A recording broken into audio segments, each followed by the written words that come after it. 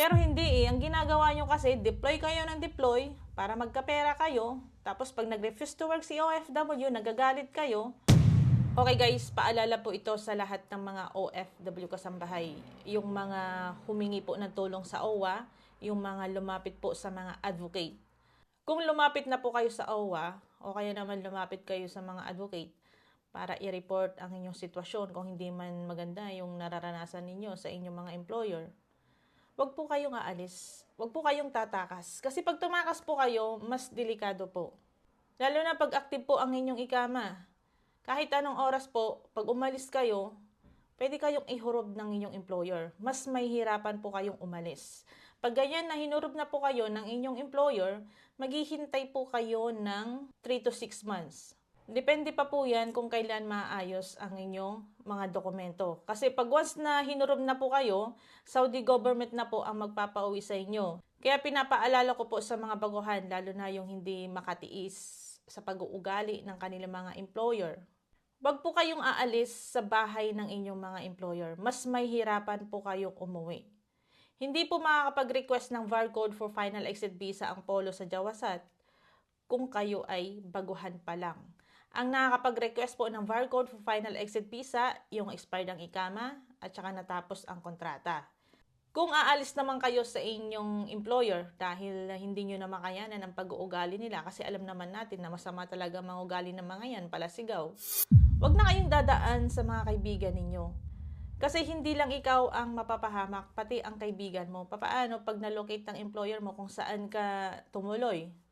Diyan pa naman sa Saudi Arabia, pag once na yung SIM mo naka-on, madidetect nila kung saan ka naroroon. Kaya pwedeng madamay pa ang iyong kaibigan pag kinupkup ka niya. Pag ganyan na umalis ka sa iyong employer at kailangan mo talaga ng tulong, dumiretso ka na po sa polo or embassy. Huwag ka nang dumaan kahit kanino. Kasi hindi lang sarili mo ang pinahamak mo, pati yung matutuluyan mo. Pero hindi po lingid sa ating mga kaalaman na ganyan po ang kalakaran ng Saudi Arabia. Umaalis yung mga ibang OFW sa bahay ng kanilang employer.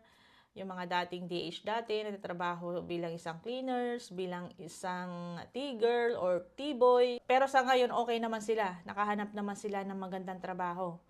Kahit yung ikama nila is DH. Pero paalala ko lamang guys mag-iingat po sa ganito. Lalo na pag may mga checking na pulis na ganyan, hindi natin alam kung kailan sila mag-check.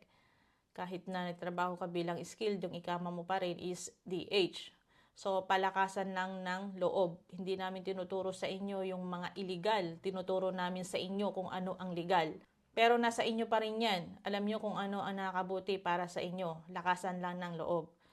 Kaya pinapaalala ko po ulit sa mga OFW kasambahay, kung once na lumapit na po kayo sa OWA, sa DMW, sa Polo, or sa Advocate, wag na po kayong aalis sa bahay ng inyong amo. Minsan sinasabi nyo na ang tagal ng OWA, ang tagal ng Polo, may proseso po kasi yan, lalo na pag ang inyong employer is matigas. Ilang beses na nila tinawagan pero parang wala lang sa kanya. Tapos yung mga agency nyo, hindi pa sila nagkikipagtulungan, kaya medyo natatagalan si OFW sa bahay ng kanyang employer. Kaya yung iba napipilitang tumakas. Yung iba naman, minsan inaabot ng ilang buwan sa kanilang agency. Pero karamihan sa mga foreign recruitment agency sa Saudi Arabia, napakawalang ya. Kung ano-ano ang ginagawa nila or trato sa ating mga kababayan. Kinukuha ang pera, gamit, cellphone at iba pa. Sana yung mga ganitong agency huwag nang bigyan ng counterpart sa Pilipinas. Kasi minsan pinagtatawanan nila ang OWA at saka Polo. Kahit daw magsumbong si OFW, wala daw silang magagawa. Hindi natin alam kung bakit. Tulad ng isang OFW kasambahay sa Saudi Arabia. Ilang araw pa lang siya mula nung dumating ng Saudi, dinala siya ng kanyang employer sa Jordan. Ngayon, pagdating sa Jordan, doon siya sinasaktan. Grabe ang trato sa kanya. Hindi siya masyadong pinapakain at yung trabaho niya talaga is non-stop. Rinig na rinig ko talaga sa boses niya, nangihina siya. Iyak siya ng iyak. Gusto niyang makaalis, gusto niyang tumakas sa employer niya. Sabi ko, wag kang tatakas. Kasi nga, yung job site mo is Saudi Arabia. Tapos nasa Jordan ka. Hindi kasi nangingipagtulungan yung agency niya, kaya natatagalan siya doon.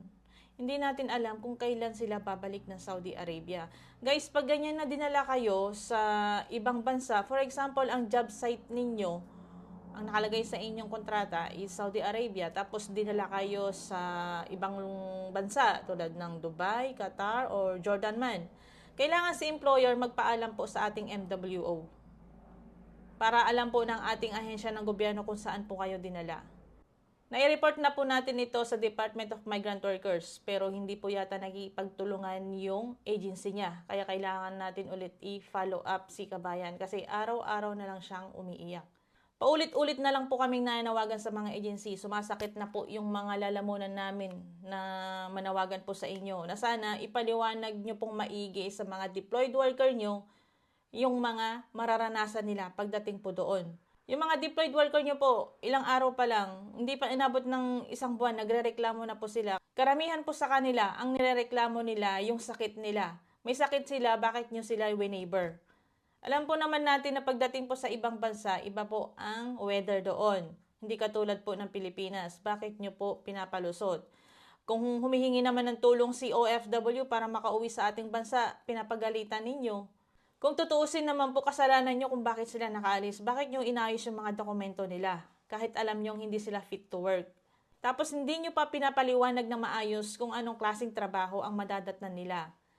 Yung iba, nagtataka na lang may alaga silang 4 na bata, 3 bata. Tapos yung bahay na nilinisan nila hanggang 5 palapag. Yung tao na pagsisilbihan nila, 11, 12. Sino pong hindi magkakasakit? Iba pa naman ang ugali ng mga Arabo. Subukan nyo po, yung mga taga-agency sa Pilipinas, subukan nyo pong maging kasambahay sa Saudi Arabia. Iba po ang ugali ng mga Arabo, mahilig pa yan silang manigaw. At saka may mga ugali silang sinungaling.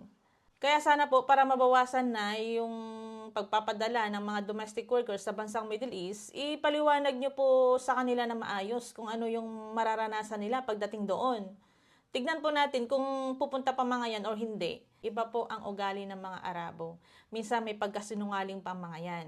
Oo, marami silang pera, pero iba ang trato nila sa kanilang mga katulong. Hindi ko naman nila lahat ng mga employer is ganyan. Pero mas maraming hindi sumusunod sa karapatan ng isang domestic workers. Yung sahod nga nila, yung iba hindi tinaasan, pero yung iba nagsitaasan na.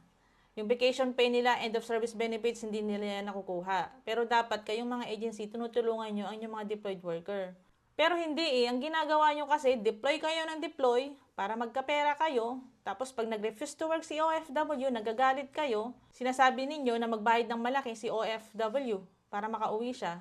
Kung dyan pa lang sa Pilipinas, pinaliwanag na ninyo ng maayos kung ano yung mararanasan niya pagdating sa employer niya, hindi yan tutuloy kasi matatakot ang mga yan. Kaya sana po para maiwasan or mabawasan na ang pang-aabuso ng ating mga kababayan na domestic workers sa bansang Middle East, ipaliwanag nyo pong maigi. Kung halimbawa na sinaktan sila, ni-rape, hindi maganda yung sitwasyon nila, saan sila pwedeng tumawag? Saan sila pwedeng humingi ng tulong?